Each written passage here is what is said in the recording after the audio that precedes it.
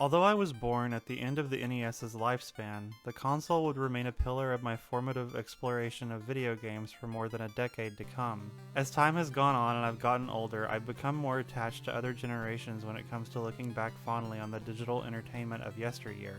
But I would be remiss not to stop and occasionally pay respects to the one that really started it all. My family was rather poor during my early years, and despite that the SNES was at its peak by the time I was in grade school, its forefather, the Nintendo Entertainment System, was still something of a mainstay in our home. Eventual obsolescence of gaming hardware was still a bit new, I think, to most of us at this time, and really, why fix what isn't broken? The Super Nintendo was phenomenal, but we had so many memories with the NES, and even though I was still a very young child, I had spent so much time exploring and trying to play brutally hard games that were way above my intelligence level at the time.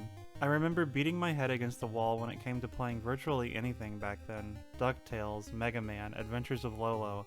All of them held such promise in my child mind for adventure and discovery, most of which I'd never get to experience before they were returned to the local video rental place. Such was the magic of the old days, and I honestly really miss it in some way. Castlevania was something that was barely even in my periphery at this stage of my life.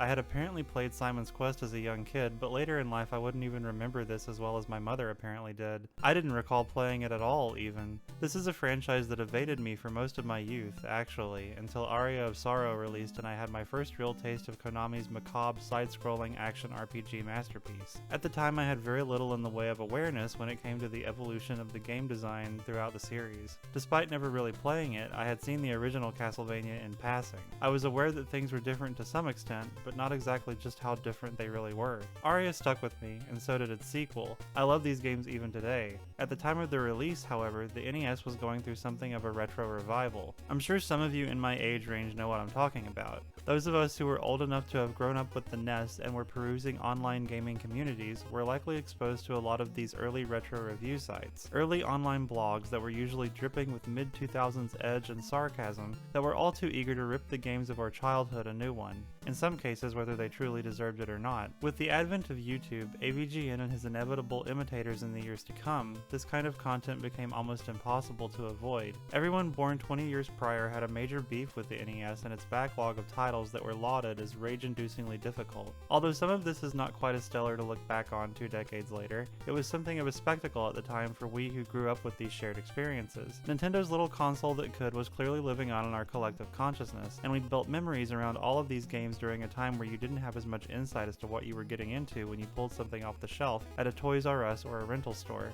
As corny as it sounds, they were the retro gaming nerds equivalent to battle scars. Alongside this exaggerated criticism of old games and their sometimes questionable design, also came a new wave of admiration for the titles that really went above and beyond and, in some cases, pioneered the tropes for genres and subgenres that we know today. You can scowl and shake your fist at the sky because you can't beat Airman, but you also have to admit it was a pretty damn good time. This era, more than any other I believe, was one where we bonded with our games through our struggles to overcome their inherent challenges. This was very much my experience with most of the stuff I played growing up. I somewhat wish I had been introduced to Castlevania 3 Dracula's Curse when I was still young enough to truly suffer under its cruel intentions. I'm just going to lead with it because it is one of the most prominent things about the game in my opinion, and that is that it's just hard, plain and simple. Castlevania 3 came into my life in 2008 when it was released for the Wii Virtual Console. Around this time I had read so many articles and watched so many videos that were just overflowing with retrospective praise for Dracula's Curse, and, me being the vintage gaming sponge that I had become at the dawn of adulthood, I wanted desperately to take the reins and dig into this one particularly. The third installment in Konami's action platformer series was becoming something of a legend in the retro community. If you had a taste for brutally difficult NES platformers that were also just artfully made, it was one of the few that you just had to play, if you were to call yourself an enthusiast. I had previously played the first Castlevania a couple years prior on an actual refurbished NES I had received for Christmas, and that was quite the experience.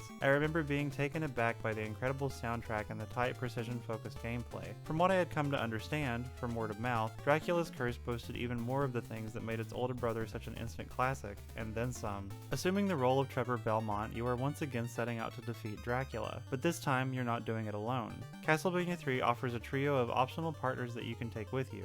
Although only one at a time, they each possess unique skills and disadvantages. There are established places throughout the game where you encounter each of these characters, and only one of them is in your direct path, while the other two are encountered optionally. These added characters, while very useful and a fun addition, sometimes make the game more challenging than if you were just playing as Trevor the whole way through. Alucard is good for flying, as he can turn into a bat in midair, but will drain your hearts as long as he maintains this form. Obviously, taking this into consideration is incredibly important, as there are stretches where the bat form can go from a lifesaver to a life ender if you're not eyeballing your hearts. My personal favorite of these three is Grant, a thief who, while having very little physical attack power, can climb walls and ceilings. This makes some platforming challenges a breeze, but in some cases it can be a little clunky trying to navigate the corners of some of these blocks, while also ensuring you don't get knocked off by an enemy. I think that the way he controls works about as well as it could for this time period, but I do feel like I spend a lot of my time falling off of things and feeling like it wasn't my fault, although it most likely was. While I tend to stick to either Alucard or Grant, I must mention the third character, that being Sypha. Essentially a mage, she is, in my opinion, the hardest of the three to use effectively.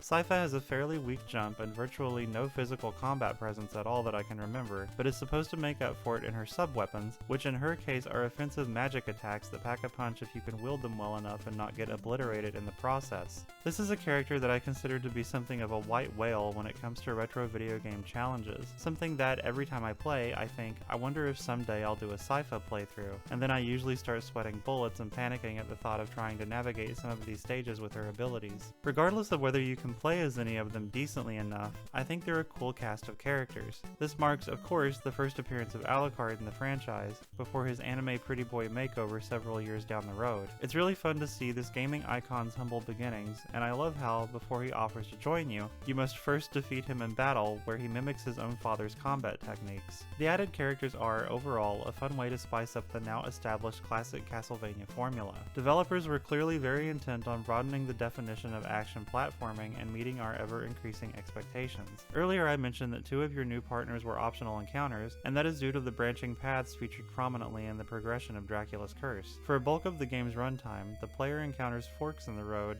that will lead them down different paths of their choice, featuring unique level themes and alternate bosses throughout. Since my first time playing, I've gone through CV3 stages several times over as I tend to do, and even now I couldn't really tell you the exact order of everything off the top of my head, or what you may encounter every step of the way. My time with Curse is still in progress, I feel, even after all these years, and I kind of love that about titles like this. While I love games that I've played so much I'm overly familiar with them, I also am quite fond of those that have such a buffet of content to show you that truly seeing all of it is something that just may never happen. As a serial replayer of my favorites, this leaves something new to discover, even if it's minor. Part of the reason that I feel I just haven't seen everything Dracula's Curse has to offer is that it's just so absurdly difficult. I don't mean this as a knock against it at all. As I stated before, I grew up with this library and am accustomed to the extreme challenges inherent in so many of the titles that fill it, but boy does this one pack a punch. It could just be that I'm not as good at classic Castlevania as I am, say, Mega Man, but I think it's a well understood thing that CV3 takes no prisoners. Much like your first game, your quest to slay the Count himself is fraught with carefully placed to annoy you baddies and pixel-perfect chasms that must be jumped in order to survive in one screen to the next. It's always been my belief that the developers thought very hard about where and how everything is laid out in the early installments of this series. This is obviously how it should be anytime someone is setting out to make a good game, but due to the nature of Castlevania's controls and mechanics, I feel it stands out more than it does in some others. Unless you're playing as Grant, you have far less control over your jumps. Once you're flying in a certain direction, you're committed until you hit something, and you better hope it's not one of these frogs that I just could not help but slam into 100 or so times. The lack of agency in Trevor's jumps once his feet have left the ground is something that I feel some would criticize, but I think it's just part of how these games are built, and once you've played enough, you understand how the pieces fit together. There's plenty of times where even I wish I could turn around midair, usually when I'm being knocked out of the sky by a bat or Medusa head, but being prepared for these encounters is a big part of what makes classic Castlevania tick. Once you've spent enough time screaming and hurling your controller at the wall, you start to get a feel for it, and before you know it, you're whipping baddies out of the air before they can get to you. In my recent Spyro video, I mentioned that I was trying to stop and smell the roses more, and I imagine it seems kind of difficult to do so in a game that is this frantic and full of peril. It's true, Dracula's Curse gives you very little opportunity to stand around and take in your surroundings. This wasn't really something that was standard for the time either, but I feel I'm still soaking it up just by playing to the best of my ability. Castlevania 3 is a game that is very thoughtfully made, and every crevice of it oozes artful consideration. Even while Meanwhile, dodging projectiles and beating back the undead, I find myself occasionally stopping to take a gander at the beautiful hodgepodge of tiles on display on each screen. The NES was a time where making a beautiful game was still a very difficult task. There's a certain beauty in the graphical limitations of the hardware, and I'm definitely someone that sees and appreciates this. I always have been. There are times, however, as I've gotten older, where I feel that an extreme fondness for the NES aesthetic is sometimes due to nostalgia goggles more than anything that it actually had to offer. I'm guilty of wearing these goggles myself, I assure you, but I am also aware of them. I don't even like using this term usually, as I feel it invalidates a lot of genuine love and passion for retro games, and is used all too often to sweep that attachment and sentimentality under the rug dismissively. It's hard for younger audiences in particular, I think, to really understand what the strengths of the hardware really are, without having been there to live it when it was still relevant. I'm probably pushing it myself, having come into this world just as it was becoming obsolete, but I bonded with this generation just as strongly as someone that was born a near decade earlier. Of course, an appreciation for good game design and aesthetics is timeless and can come to anyone regardless of generation gap, but I can't help but imagine that looking at a lot of games in the NES's library as an early 20-something today would make it challenging to engage with them on their own merits. This is all to say that, despite that I go back and forth sometimes with why I have this fondness for the NES that I do, I believe that, at the end of the day, a good game with a strong visual presence is almost timeless, even when it's this far back in the Stone Age. It only becomes stronger when you consider context. Dracula's Curse had so little to work with but pushed boundaries in every way imaginable,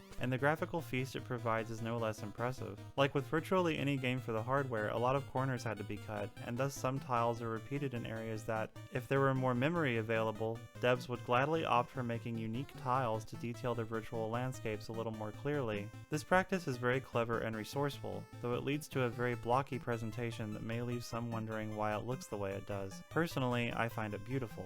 Konami's devs also had a way of cramming a lot of detail into these very small and very limited sprites. It's hard to imagine making a gothic horror themed game work on hardware as primitive as the NES, but they somehow pulled it off. Of course, it's a far cry from the realism that a live action film could offer, but when you look at the imagery on display throughout your quest in Castlevania's world, you can't help but soak in the vibe they were hoping to deliver. It doesn't quite come off as a gruesome thriller, of course, but maybe more of an artful Halloween special. Along with its banger soundtrack, Dracula's Curse really feels a lot like the NES's ultimate tribute to Halloween and horror as a genre. There are other games, of course, that I'd be more quick to point the finger at as straight up horror games, but for what it's worth, I feel Castlevania III is one of the few for the console that can carry this torch and do so proudly. It's a game that I have yet to fully explore, and I'm eagerly looking forward to someday covering every tile I can possibly reach, but for now I'm content with the experiences I have had. I'll be honest, I couldn't even finish this game when I was recording the footage for this video. I was just goofing off and playing very casually. I've only beaten Curse maybe twice, and I'll never forget the first time I managed to finally put a stop to the Count himself. I had stayed up all night into the early morning and refused to stop until I finally laid him to rest. I was so exhausted by the time it was over. My palms were sweaty and I had a headache from how furious I had been over the dozens of deaths I'd suffered retreading the final stage only to reach Drax Arena and perish once more.